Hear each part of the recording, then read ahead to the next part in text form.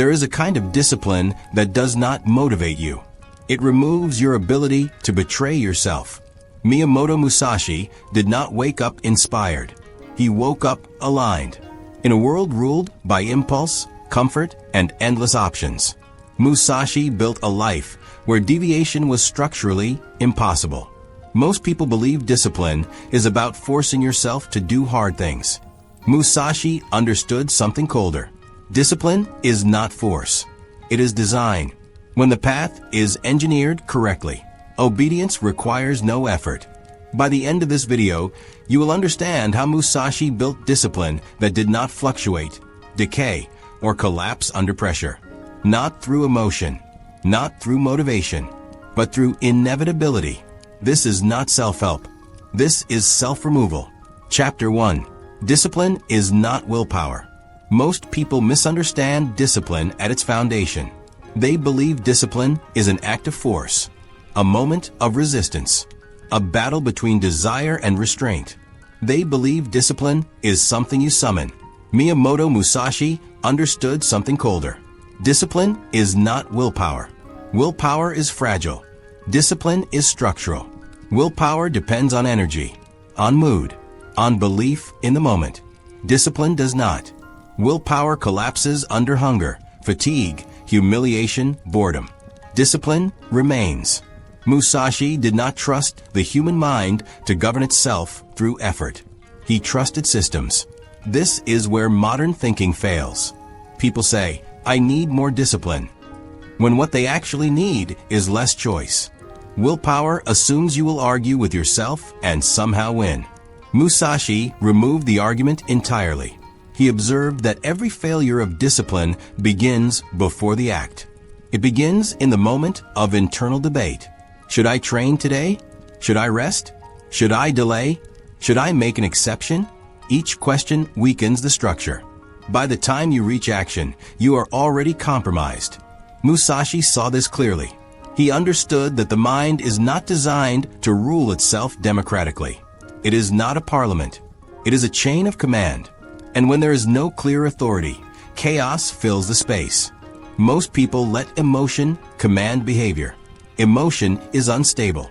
It reacts to weather, sleep, memory, comparison, fear. Musashi refused to let something so volatile govern his actions. He built discipline that operated without emotion's permission. This is why his discipline appeared inhuman, not because he felt less, but because feeling was irrelevant to execution. When it was time to train, he trained. When it was time to endure, he endured. Not because he wanted to, because the structure demanded it. This is the first principle you must understand if you want unshakable discipline. If discipline requires willpower, it will eventually fail. Musashi trained until discipline required nothing. No hype, no motivation, no inner speeches. Only obedience to a pre-existing order. Modern people exhaust themselves trying to feel ready. Musashi prepared systems so readiness did not matter. This is why willpower-based discipline collapses after weeks. Willpower is a finite resource. It depletes with stress, distraction, decision-making. Musashi conserved energy by eliminating unnecessary decisions. He did not ask himself how much to train. He trained the same amount. He did not ask when to practice. It was always the same time. He did not ask what to eat. Food was fuel, not entertainment. By reducing decision load, he preserved clarity. This allowed discipline to persist even when conditions worsened. Most people attempt discipline during ideal conditions. Musashi built discipline for hostile ones. Cold, loneliness, injury, failure. He expected discomfort, so discomfort never surprised him. This is a crucial distinction. People who rely on willpower feel betrayed when conditions change. Musashi felt nothing. The system continued. Willpower-based discipline feels heroic.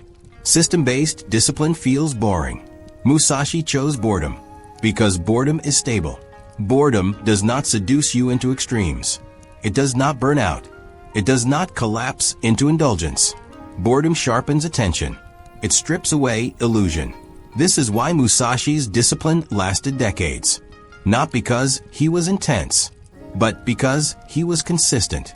Consistency is impossible when discipline depends on emotion. Emotion fluctuates. Structure does not. This is why Musashi treated discipline like architecture. Once built, it supports weight without complaint. This is the error most people make. They try to become disciplined without changing the environment that keeps them weak. Musashi changed the environment first. Isolation was not accidental. Simplicity was not aesthetic. It was strategic. The fewer variables in your life, the fewer ways discipline can fail. Modern life multiplies variables endlessly. Notifications, options, stimulation, comfort. Then people wonder why they cannot stay consistent. Musashi would not be confused. He would say, "You have built a life that rewards weakness." So he did the opposite. He built a life where discipline was the default, where deviation required effort, where indulgence was inconvenient. This is the inversion most people resist. They want discipline to feel easy inside chaos. Musashi removed chaos. This chapter marks the beginning of a harsh realization. If you still rely on willpower, you are not disciplined. You are gambling. You are hoping future energy will save you. Musashi never hoped. He prepared. And preparation removed the need for hope. Discipline is not an emotion. It is not a mindset. It is not motivation. It is design. Design of days. Design of habits. Design of environment. Design of identity. In the chapters ahead, we will strip discipline down further. We will remove choice. We will destroy negotiation. We will replace effort with inevitability. But it begins here. Stop trying to overpower yourself. Outgrow the need to. Musashi did not win battles against his mind. He rendered battles unnecessary. This is the foundation of unshakable discipline. And once understood, there is no return to weakness disguised as effort. Chapter 2. Remove the option to quit. Most people believe quitting is a failure of character. Musashi understood it as a failure of design. You do not quit because you are weak. You quit because the option exists. The modern mind is flooded with exits, backdoors, alternatives, comfort waiting nearby. Every exit whispers a promise. You can stop anytime. Musashi built his discipline by doing the opposite. He removed exits until forward movement was the only remaining direction. This is the second pillar of unshakable discipline. Eliminate the option to quit before effort is required. Willpower collapses under pressure, but structure does not. Musashi never trusted his future self. He understood something most people refuse to accept. Your future self will be tired, distracted, emotionally compromised. So he did not give that version of himself any authority. He decided in advance. Once a path was chosen, it became law. Not a preference, not a goal, a law. This is where modern discipline fails. People leave themselves room to negotiate. I'll train if I feel good. I'll continue if progress is visible. I'll stop if it becomes too hard. Musashi removed those conditions. Condition-based discipline is fragile. It depends on circumstances behaving politely. Reality does not.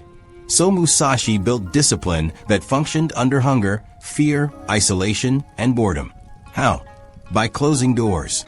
Not symbolically, practically. He simplified his life until deviation was inconvenient. Food was plain.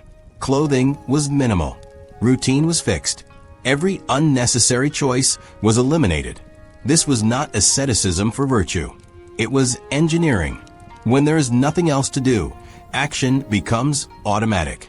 Most people think freedom comes from options. Musashi saw that options fragment attention. Every choice creates internal friction. Should I? Shouldn't I? Now? Later? That friction drains energy before action even begins. Musashi conserved energy by removing internal debate. When the moment arrived, action followed immediately. Not because he felt ready, but because readiness was irrelevant. This is a brutal truth most people avoid. If you still need to convince yourself, discipline is not yet built. Convincing is a symptom of structural weakness. Musashi did not argue with himself. There was no internal discussion. The rule existed. The body obeyed. This is why his discipline appeared cold to others. It was. Cold systems do not hesitate. They execute. Most people romanticize intensity. Musashi trusted inevitability. Intensity burns fast. Inevitability endures. When quitting is not an option, effort recalibrates. The mind stops searching for relief. The body adapts. Pain becomes information, not an emergency. This is why removing exits increases resilience. When escape disappears, endurance expands. Modern people break because they always know relief is nearby. Comfort weakens tolerance. Musashi lived without immediate comfort by design. Not because he hated comfort, but because he understood its cost. Every comfort creates dependency. Dependency creates negotiation. Negotiation creates collapse. He chose hardness to remove negotiation. This is the paradox. The stricter the structure, the easier the execution. When rules are vague, discipline feels heavy. When rules are absolute, discipline feels light. Musashi's rules were absolute. Train at this time.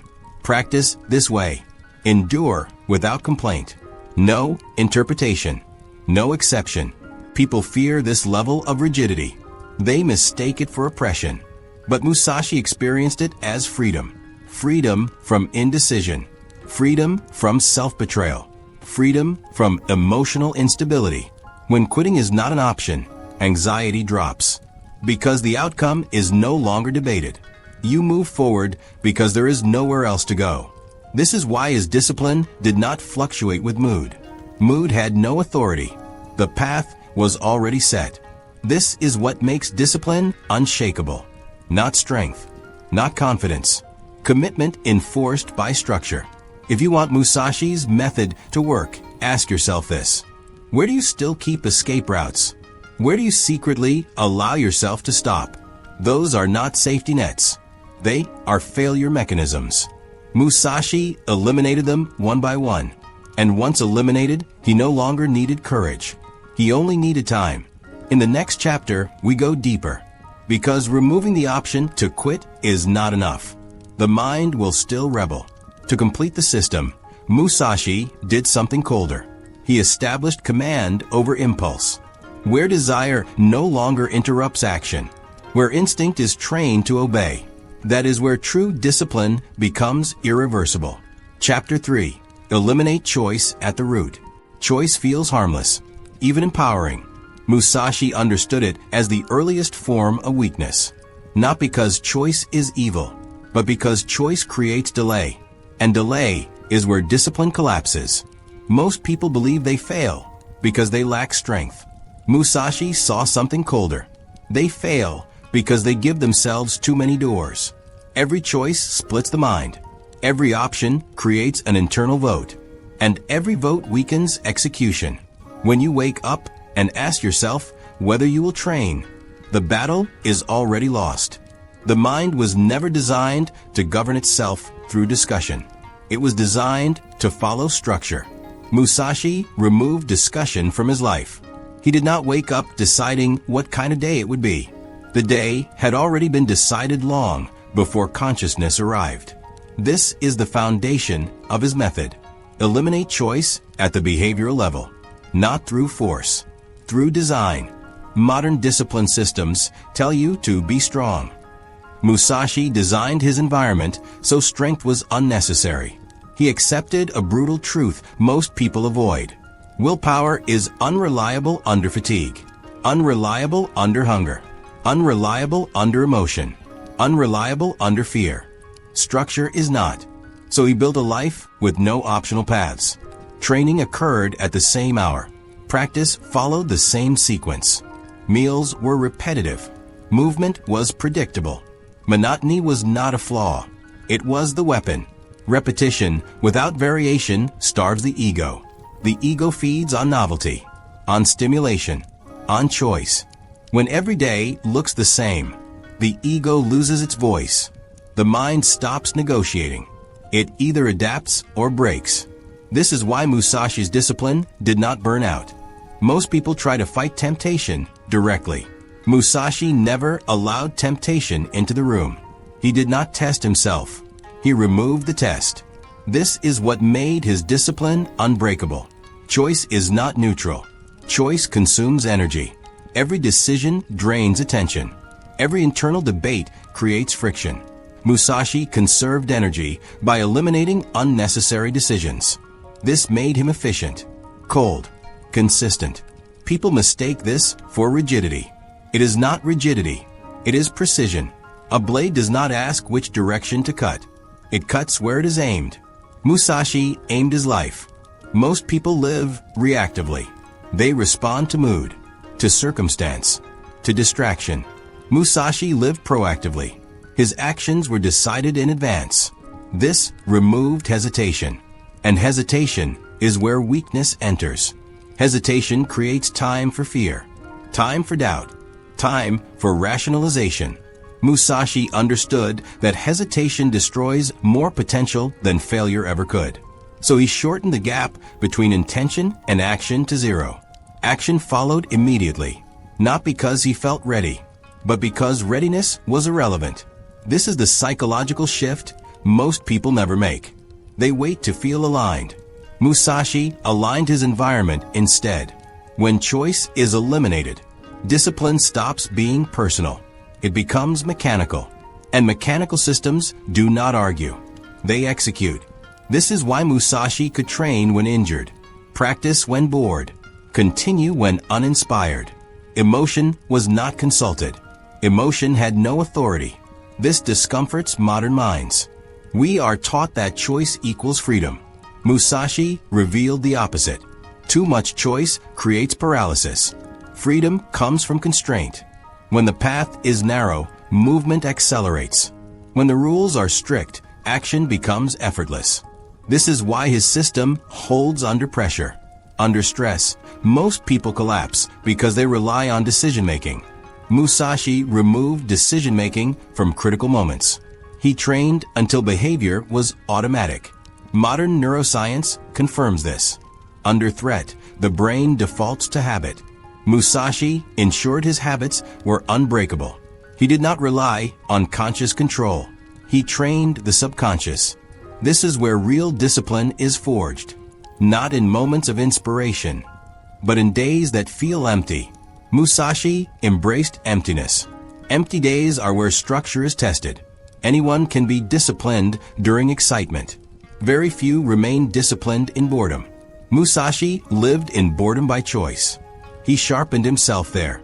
This is why his discipline did not erode over time. It had no emotional dependency. It did not require meaning every day, only obedience. This chapter carries a warning. If you still need to choose, you are not yet disciplined. You are negotiating. And negotiation always ends in compromise. Musashi accepted no compromise. He designed his life so the correct action was the only action available. This is not extremism. It is inevitability. And inevitability is the foundation of unshakable discipline. In the next chapter, we move colder still. Because once choice is eliminated, the next enemy is force. And Musashi never relied on force. He relied on precision. Chapter 4, Precision over Force. Force looks powerful from the outside. It feels aggressive, loud, decisive. Musashi rejected it. He understood something most people never do. Force is inefficient. It wastes energy. It reveals intention. And it collapses under resistance. Precision does none of these. Precision is quiet. It does not announce itself. It does not struggle. It arrives exactly where it must. Most people attempt discipline through force. They push themselves with intensity. They yell internally. They threaten themselves with guilt, shame, or imagined futures. This works briefly. Then it breaks. Force always breaks. Musashi saw that discipline fails not because people are weak, but because they use the wrong mechanism. Force fights the self. Precision reshapes it. This is why Musashi never trained with excess. He did not swing wildly. He did not chase exhaustion. Every movement was measured, every repetition intentional. He understood that power without accuracy is waste. The same applies to discipline. Doing more is not the goal. Doing exactly what is required, no more, no less, is. Precision begins with clarity. Musashi was brutally clear about his aim. Not vague ambition, not emotional desire. A single path. When the target is precise, effort naturally reduces. Most people exhaust themselves because their aim is blurred. They want many things. They chase improvement without direction. This scatters force. Musashi narrowed his focus until nothing remained but the essential. Once the essential is isolated, discipline becomes surgical. One action, one time, one standard, no overflow. This is why his discipline aged well. Force demands constant replenishment. Precision compounds. A precise habit, repeated daily, becomes unstoppable. Musashi trained the smallest details obsessively. Grip, foot placement, breath timing. These details decide outcomes. The same is true psychologically. The moment you wake up, the first movement, the first thought, these are leverage points. Most people try to fix discipline later in the day, after distraction has already entered.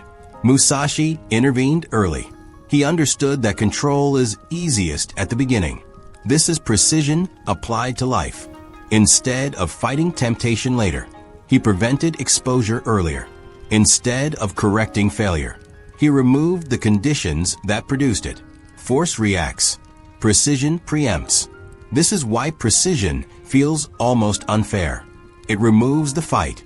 Modern minds misunderstand this. They believe discipline must feel hard to be effective. Musashi proved the opposite. Hardness often indicates inefficiency. If discipline feels chaotic, it is misaligned. Precision feels clean, simple, repeatable, emotionless. This is why Musashi could maintain discipline for decades. He was not burning energy. He was channeling it. Precision also demands restraint. Knowing when not to act. Knowing when effort adds no value. Most people equate discipline with constant activity.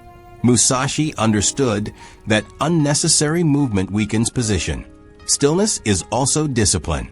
Restraint preserves energy for decisive moments. This is why his actions appeared sudden and overwhelming. They were not rushed. They were conserved. In life, this means you do not fill every moment with effort. You do what is required. Then you stop. No excess. Excess creates fatigue. Fatigue creates compromise. Precision avoids both. Another mistake modern people make is relying on intensity spikes. They go hard for a short time, then collapse. Musashi rejected spikes. He favored a steady, controlled baseline, not maximal, but consistent. Precision over force again. A blade does not strike harder by swinging wildly. It cuts by alignment. Alignment multiplies effect. This is why Musashi focused so heavily on form. Form governs outcome. Discipline is form applied to behavior. Wake time, training sequence, work structure. When form is correct, results follow without drama. When form is wrong, no amount of effort compensates. This chapter carries an uncomfortable realization. If your discipline requires constant force, your system is flawed. You are compensating for lack of precision. Musashi would not accept this. He refined until effort dropped, until execution felt inevitable.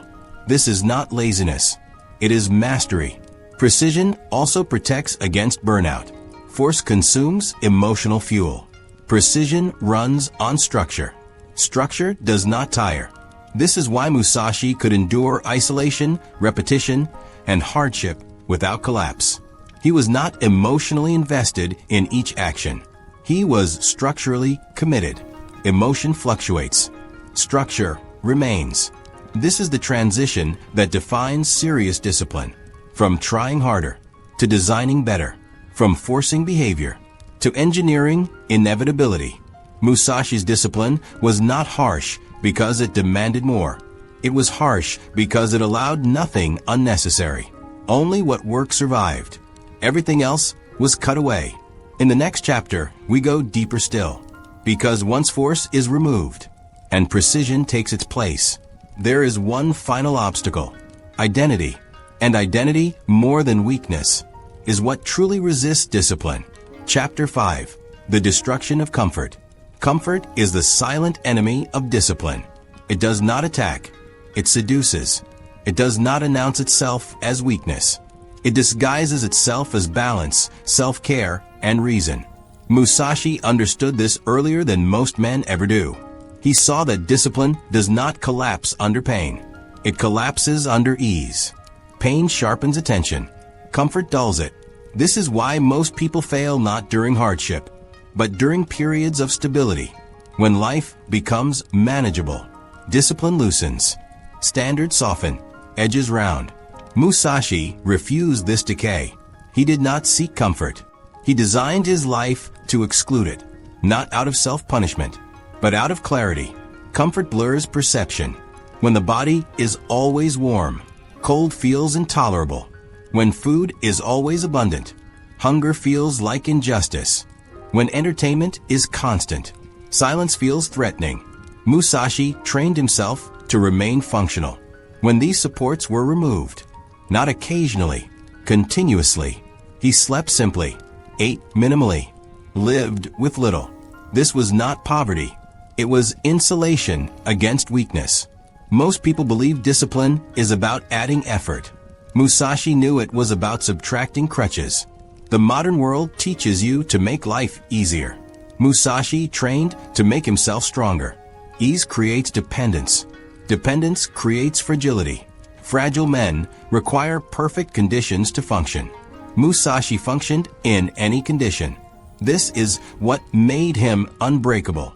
Comfort creates expectations. Expectations create disappointment.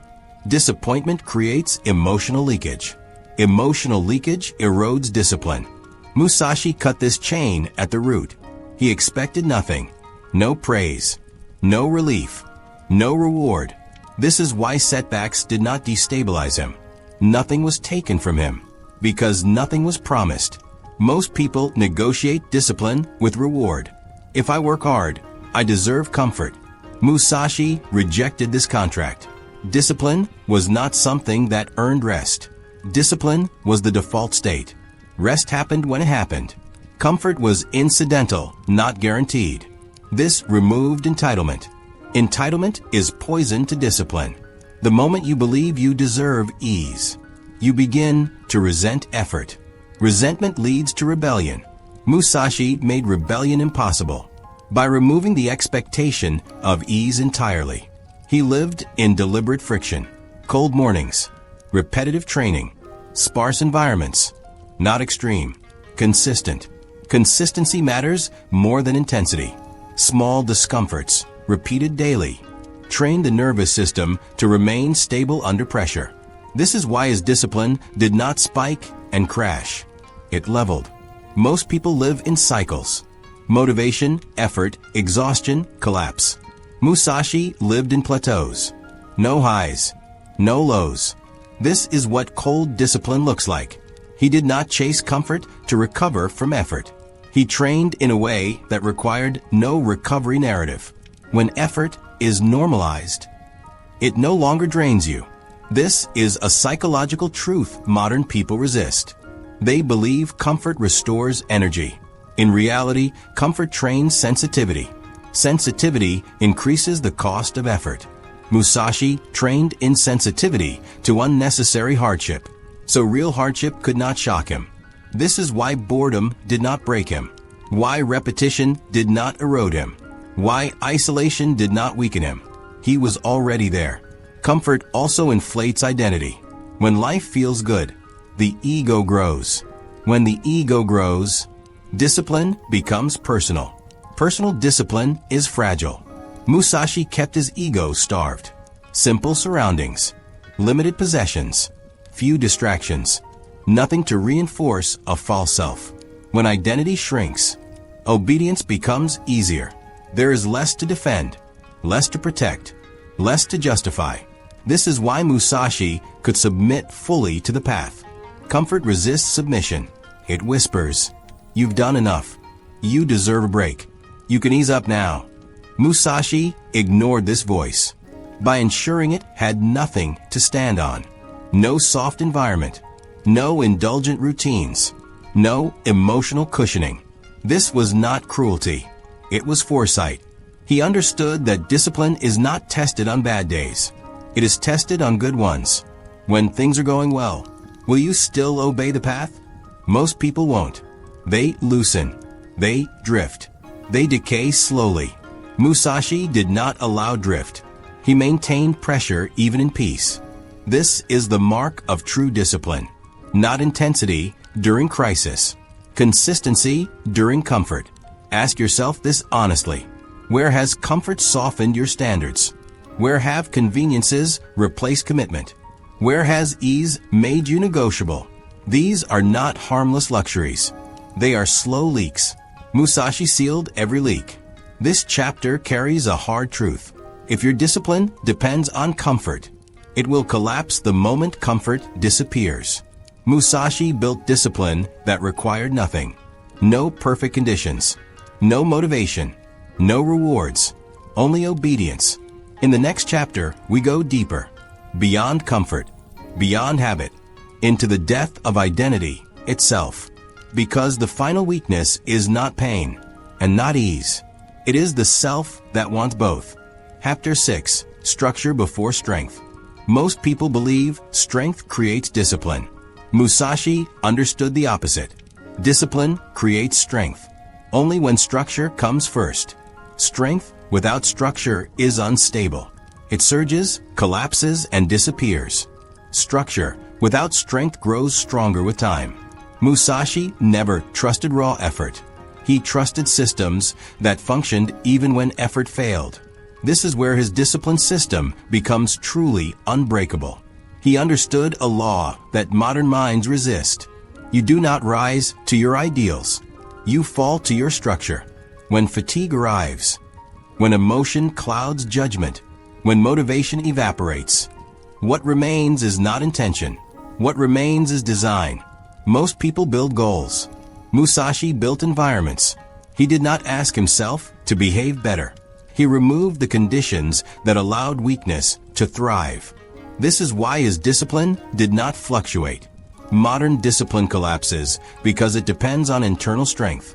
Musashi externalized control. His surroundings enforced his behavior. Training spaces contained nothing but training. Living spaces contained nothing but necessity.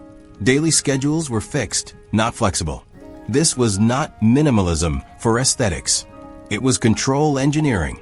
Every object in his environment served a purpose. Everything else was removed. Distraction is not an accident. It is a design flaw. Musashi treated his life like a weapon. Nothing decorative. Nothing unnecessary. Nothing that diluted focus. Most people try to become disciplined inside chaotic environments. They expect the mind to overpower surroundings. Musashi knew this was backwards. The mind adapts to what surrounds it. So he made obedience the easiest path. When it was time to train, there was nowhere else to go. When it was time to endure solitude, there was nothing to escape into. This eliminated reliance on strength. Strength became a byproduct, not a requirement. This is why Musashi could persist during exhaustion. He did not need to be strong. He only needed to follow structure. Structure does not argue. Structure does not feel. Structure does not hesitate. It simply guides behavior. This is the difference between people who try to be disciplined and people who cannot avoid discipline. Most people design lives that encourage indulgence and then blame themselves for lacking control. Musashi designed a life that punished weakness automatically. This made him appear inhuman. But there was nothing mystical about it. It was architectural. Modern neuroscience confirms this. The brain seeks the path of least resistance. Musashi made discipline the path of least resistance. Comfort required effort. Distraction required effort. Deviation required effort. Obedience was simple. This inversion is the core of his system. If you must fight yourself every day, your system is broken. Musashi did not fight himself. He constrained himself. Constraint is not limitation. It is direction. A river without banks spreads into a swamp. A river with banks becomes powerful. Musashi built banks around his life. Fixed routines. Limited inputs. Predictable patterns. Not because he lacked imagination, but because imagination without direction dissolves into fantasy. Discipline thrives on predictability. Most people fear predictability because it feels boring. Musashi embraced boredom as training. Boredom reveals whether structure holds. Anyone can be disciplined when stimulated. Only structure survives monotony. This is why his system endured for decades. It did not depend on novelty. It depended on repetition. Repetition carves behavior into the nervous system. Eventually, discipline no longer feels imposed. It feels natural. This is the stage most people never reach, because they abandon structure too early. They want results before systems stabilize. Musashi accepted delayed gratification without resentment. He trusted process, because process outlives emotion. This chapter delivers a hard truth. If discipline collapses when you are tired, you do not lack willpower. You lack structure. If discipline collapses when you are bored, you do not lack purpose. You lack design. Musashi solved both by removing choice and replacing it with form. Form shapes behavior. Behavior shapes identity. Identity shapes destiny. This is why Musashi did not chase self-control. He built inevitability. In the next chapter, we arrive at the final transformation, where discipline no longer feels external, where structure dissolves into instinct, where you no longer need rules, because the law lives inside you. That is where unbreakability is sealed. Chapter 7, The Unshakable State. At the end of discipline, there is no tension, no strain, no pressure, no sense of holding yourself together. There is only stability. This is the state Musashi reached, not through intensity, but through erosion. The erosion of impulse, the erosion of identity, the erosion of internal resistance. Most people imagine discipline as something you must constantly maintain. Musashi understood that anything requiring maintenance will eventually fail. The unshakable state is what remains. When discipline no longer needs attention, it is not emotional. It is not motivational. It is not heroic. It is structural. Like a building that does not brace itself against the wind. It stands because it was built correctly. Musashi did not become unbreakable by adding strength. He became unbreakable by removing instability. By this stage, there is no inner dialogue debating action. No voice asking for permission. No calculation of comfort or reward. Action occurs because action is correct. This is the final shift. Before this, discipline feels like effort. At this stage, effort feels unnecessary. You wake. You move. You train. You endure. Not because you want to. Not because you are inspired. Because this is what happens. The unshakable state emerges when the mind no longer sees alternatives. Earlier chapters removed choice, removed ego, removed force. Now even removal is no longer conscious. The system runs on its own. This is where most people misunderstand mastery. They expect intensity. They expect visible drive. They expect fire. But fire burns out. Musashi's discipline was cold. Cold things endure. Observers often mistake this state for emotional emptiness. It is not emptiness. It is clarity without interference. Emotions still arise, but they no longer dictate behavior. Fatigue still appears, but it no longer changes direction. Fear still exists, but it no longer controls timing. Nothing inside has authority except law. This is why the unshakable state feels inevitable rather than strong. Strength implies opposition. Inevitability does not fight. It proceeds. At this stage, failure loses its power. Not because failure is impossible, but because it no longer carries identity. If you fail, you correct. If you fall, you rise. If you are delayed, you resume. No drama. No self-concept is damaged. The self that once needed validation has already been dismantled. This is why the unshakable state is so rare. Most people want discipline to improve who they think they are. Musashi used discipline to erase who he thought he was. Once identity is gone, nothing is left to protect. Nothing left to negotiate. Only execution. This is the moment discipline stops feeling like control and starts feeling like nature, like gravity, like breathing, like time passing forward. You no longer ask whether you can continue. You continue because stopping would require explanation, and there is no explanation available. This is what makes this state frightening to those who have not reached it. They see someone who does not hesitate, who does not justify, who does not announce effort, and they sense something has closed behind them. Musashi closed that door deliberately. He understood that as long as retreat feels possible, discipline remains fragile. The unshakable state exists only when retreat is psychologically impossible. Not forbidden. Impossible. This does not make life narrow. It makes it clean. Energy that once went into indecision is now free. Attention that once fractured is now focused. Time that once leaked is now aligned. This is why results accelerate quietly, not explosively, not dramatically, but steadily, relentlessly. People around you will ask how you stay consistent. You will not know how to answer, because consistency is no longer a choice you make. It is a condition you live inside. This is the final lesson of Musashi's discipline. Discipline is not something you practice forever. It is something you practice until it disappears, until it becomes invisible, until the question of control no longer arises. And when that happens, nothing external can shake you. Not praise, not failure, not comfort, not pressure, because the system no longer depends on circumstance.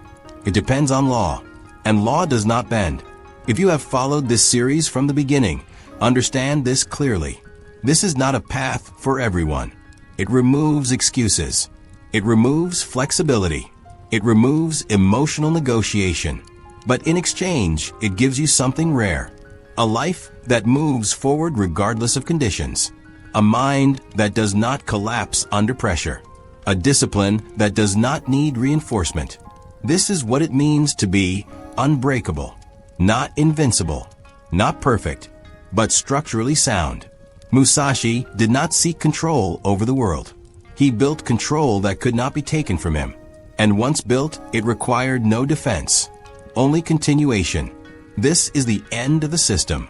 And for those who apply it fully, it is also the beginning of a life that does not need to be held together. It simply stands. What you have heard is not advice. It is not motivation. It is not encouragement. It is a structure. Miyamoto Musashi did not become unbreakable by believing in himself. He became unbreakable by removing the parts of himself that could break. He did not ask how to stay disciplined. He designed a life wherein discipline could not survive. No excess choice. No emotional negotiation. No identity to defend. No comfort to retreat into. Only law. Only repetition. Only the path. This is why his discipline endured while others collapsed. This is why time did not weaken him. This is why pressure did not expose cracks. Because there were no cracks left. If this system feels cold, that is because it is honest. If it feels severe, that is because it removes illusion. And if it feels uncomfortable, that is because comfort was never meant to build strength. Musashi's method does not promise happiness. It promises stability. And stability is what allows everything else to grow. You do not need to feel ready. You do not need confidence. You do not need motivation. You need structure. You need inevitability. You need to close the doors you keep leaving open. Start small. but make it final. Remove one choice. Repeat one action. Obey one rule, without exception. And then do it again tomorrow, and the day after, and the day after that. Eventually, effort will disappear. Resistance will go silent, and discipline will no longer feel like discipline. It will feel like gravity. If this video changed the way you see self-control, discipline, or strength, subscribe to the channel and turn on notifications. This channel is not about hype. It is about systems that last. Leave a comment below. What is the one area of your life where you are ready to remove choice completely? And remember, unbreakable discipline is not built by force. It is built by design. Until the next video.